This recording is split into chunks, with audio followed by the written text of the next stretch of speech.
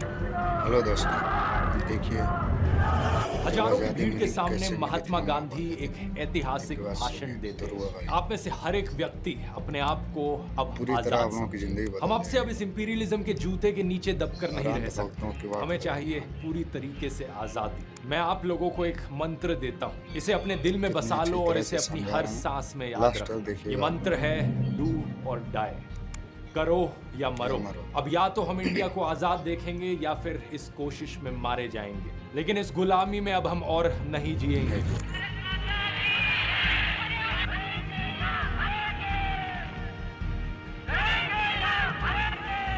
इसमें कुछ तो इस कोई तरीके नहीं, से लोग शुरुआत आराम होती से है दोस्तों क्विट इंडिया मूवमेंट, भारत देखिए आप छोड़ो आज़ादी आंदोलन। कैसे हुई। ब्रिटिश सरकार जानती थी इसके बारे में और कुछ महीने पहले से ही ब्रिटिश राज की होम डिपार्टमेंट काम कर रही थी एक 3 स्टेज प्लान पर इस मूवमेंट को खत्म करने के लिए। स्टेज 1 प्रोपेगेंडा का इस्तेमाल किया जाए, पूरे मीडिया पर इस तरीके से कंट्रोल बनाया जाए कि कोई भी अखबार इसकी खबर ही ना छाप पाए। स्टेज 2 कांग्रेस ऑर्गेनाइजेशंस के दफ्तरों पर रेड मारकर उनके फंड्स सीज कर लेना और कांग्रेस के सारे लीडर्स को अरेस्ट कर लेना। स्टेज 3 मास मूवमेंट को सप्रेस करने के लिए इमरजेंसी पावर्स का इस्तेमाल करना, कांग्रेस के लीडर्स को एंटी नेशनल घोषित कर देना और इस तरीके से मूवमेंट को शुरू होने से पहले ही खत्म कर देना। अगला दिन 9 अगस्त, महात्मा गांधी, पंडित जवाहरलाल नेहरू, सरदार वल्लभ भाई पटेल, मौलाना आजाद और सारे टॉप लीडर्स कांग्रेस के, इन्हें अरेस्ट करके जेल में डाल दिया जाता है। अगले कई सालों तक ये लीडर्स जेल से बाहर नहीं आने थे। फिर सवाल ये कि इस मूवमेंट को कैसे आगे बढ़ाया जाए। आज के वीडियो में आप इंस्पिरेशन की एक जबरदस्त दास्तां सुनेंगे।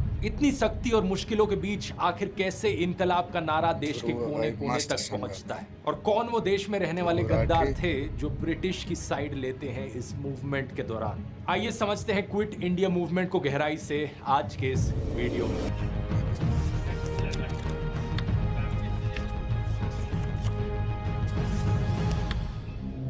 इस मूवमेंट के शुरू होने से एग्जैक्टली 2 साल पहले की बात है। 8 अगस्त साल 1940 ब्रिटिश राज ने वाइसरॉय लिनलिथ के द्वारा एक ऑफर पेश किया था इंडियन फ्रीडम फाइटर्स को। इसे नाम दिया जाता है अगस्त ऑफर। इसमें इन्होंने कहा कि हम इंडियंस की रिप्रेजेंटेशन बढ़ाएंगे ब्रिटिश इंडिया सरकार में। असल में बात क्या थी कि ये वो समय था जब वर्ल्ड वॉर 2 बड़े जोर शोर से चल रही थी यूरोप में। जर्मनी का डिक्टेटर एडोल्फ हिटलर एक के बाद एक देश को सक्सेसफुली इन्वेड किए जा रहा था और ब्रिटेन इकलौता देश खड़ा था उसके खिलाफ। यूके में मौजूद ब्रिटिश सरकार बड़ी मुसीबत में थी और बड़ी डेस्परेट थी, जहां से मदद मिल सके वहां से ली जाए। हालांकि इंडियन सोल्जर्स ऑलरेडी ब्रिटिश की तरफ से लड़ रहे थे वर्ल्ड वॉर 2 में, लेकिन ब्रिटिश चाहती थी कि इंडियंस की तरफ से और ज्यादा कोऑपरेशन।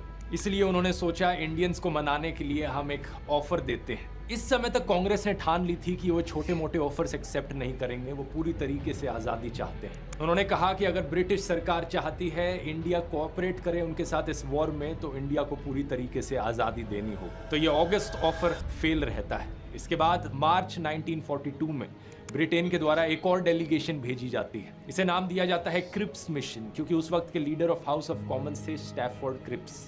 इस मिशन का मकसद था इंडिया को आज़ादी देना वर्ल्ड वॉर 2 खत्म होने के बाद, लेकिन क्रिप्स मिशन में जो ऑफर दिया जाता है ब्रिटिश की तरफ से, वो फुल फ्रीडम का नहीं होता बल्कि डोमिनियन स्टेटस का होता है। क्रिप्स के ऑफर में इंडिया एक ऑटोनोमस रीजन बन जाएगा ब्रिटिश कॉमनवेल्थ के अंडर। ये थोड़ा बेटर ऑफर था पिछले वाले से, लेकिन कांग्रेस ने इसे भी आउटराइटली रिजेक्ट कर दिया। उन्होंने अपना मकसद साफ बताया, पूरी तरीके से आज़ादी।